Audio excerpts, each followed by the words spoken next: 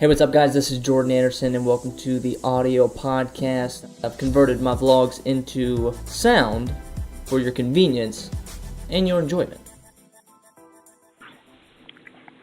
Hey, Troy, what's up? Hello. Hey, man, what's up?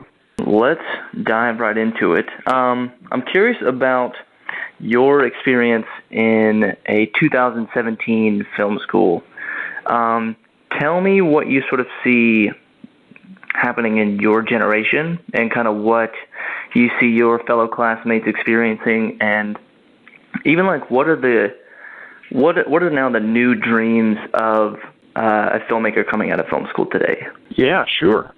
Basically, what a lot of what I see today is a lot of looking to, or in my film school especially, looking to Hollywood, looking to these great directors, and I'm sure this has been the case for a lot of years, but it's really that I see a lot of inspiration in terms of everyone asks each other, who do you take your inspiration from? What films do you take inspiration from?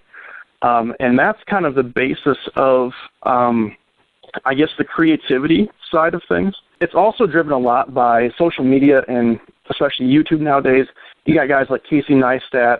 I mean, he's an inspiration of mine myself. Yeah, a lot of these vloggers and people who take their ordinary lives and turn them into something beautiful for people to watch and be inspired upon. I think that's where a lot of people get their inspiration from, and how especially like my film school has been running recently. Would you say are more people looking to wanting to be Steven Spielberg, or are more kids now looking to be Casey Neistat?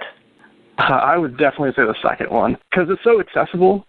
I think film is definitely morphing more into a more casual, everyday type event, like we've seen in recent years. Like your local movie theater isn't nearly as busy as it was, 20, 30 years ago, but people are turning so much more towards the online, and in terms of like jobs people are looking to get, it's social media managers and making content for a social media page. Oh, it's so greatly based on social media. It's nuts. Have you seen the curriculum change, or gearing more towards internet videos, or is everyone still kind of teaching the old film theory? This is you're watching like 1940s films and trying to understand that and how it applies to like today's modern cinema. Or has that evolved to an internet video world?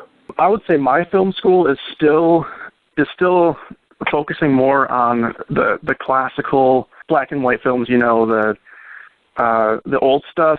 I think they are trying to incorporate more of the modern twists to film, but all in all, it definitely seems like, I mean, I wouldn't say my film school is behind the times, but they're certainly trying to emphasize, and I don't know if I would say the old way of doing things, but I don't really know how else to describe that.